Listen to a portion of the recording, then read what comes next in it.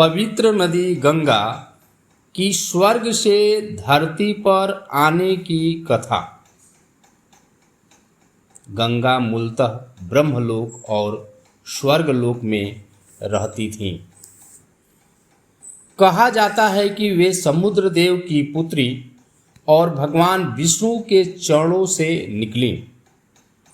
जब वामन अवतार में भगवान ने 3 पग में त्रिलोक नापे, तब उनके चरणों से निकला जल गंगा बनकर ब्रह्मलोक पहुंचा। तभी से गंगा को त्रिपथगा कहा जाता है, जो स्वर्ग, धरती और पाताल तीनों लोकों में बहती हैं। इक्ष्वाकु वंश के राजा सागर ने अश्वमेध यज्ञ आरंभ किया।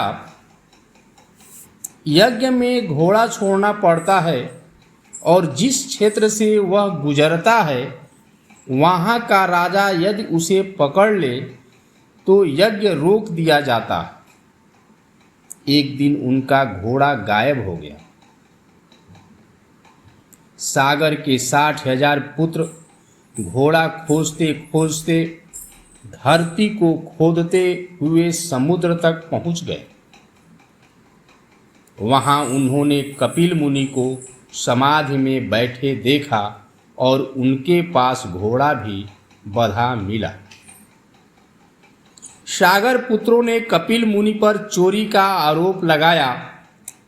ध्यान भंग होने पर मुनि ने क्रोध से अपनी आंखें खोली और उनके तेज से सभी 60,000 पुत्र तत्काल भस्म हो गए।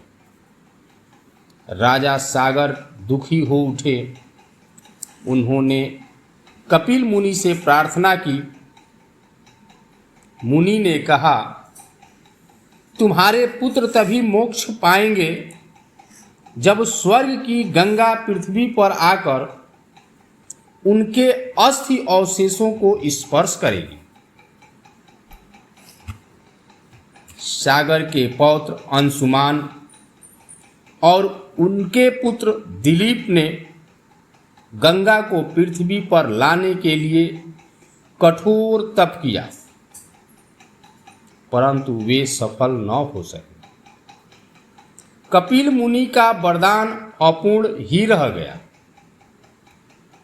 दिलीप के पुत्र भागीरथ ने प्रतिज्ञा की, मैं अपने पूर्वजों को मुक्ति दिलाए बिना विश्राम नहीं करूंगा। उन्होंने हिमालय की गुफाओं में वर्षों तक तपस्या किया। तपस्या से प्रसन्न होकर ब्रह्मा जी प्रकट हुए और बोले, गंगा पृथ्वी पर अवश्य आएंगी, पर उनका प्रवाह इतना प्रचंड है कि पृथ्वी सह नहीं पाएंगी। तुम्हें पहले उन्हें संभालने के लिए कोई उपाय करना होगा। भागीरथ ने अब भगवान शिव की आराधना की। भगवान शिव प्रसन्न होकर बोले, मैं गंगा को अपनी जटाओं में धारण करूंगा ताकि उनका प्रचंड वेग नियंत्रित हो सके। भागीरथ ने फिर ब्रह्मा जी से प्रार्थना की। ब्रह्मा जी ने गंगा से कहा, तुम्हें धरती पर जाना होगा। गंगा ने गर्व से उत्तर दिया, मैं इतनी पवित्र हूँ कि धरती पर जाकर लोग मुझे अपवित्र कर देंगे। ब्रह्मा जी ने समझाया, तुम्हें शिव जी की जटाओं से होकर प्रवाहित होना है, इससे तुम्हें और भी पवित्र माना जाएगा। गंगा ने धरती पर आने की सहमति दी। गंगा स्वर्ग से धरती की ओर उतर पड़ी। उनका प्रवाह इतना प्रचंड था कि वे पूरी पृथ्वी को डुबो देती। लेकिन तभी भगवान शिव ने उन्हें अपनी जटाओं में कैद कर लिया। कुछ समय बाद उन्होंने गंगा को एक पतली धारा के रूप में मुक्त किया। गंगा जी भगीरथ के पीछे पीछे चलने लगी। वे पहाड़ों, जंगलों और मैदानों को पार करती हुई दक्षिण की ओर बढ़ीं। रास्ते में कई स्थानों पर उनका प्रवाह फैल गया और वे भागीरथी नाम से विख्यात हुई। अंततः गंगा कपिल मुनि के आश्रम पहुंची, जहां सागर पुत्रों की अस्थियां पड़ी थीं।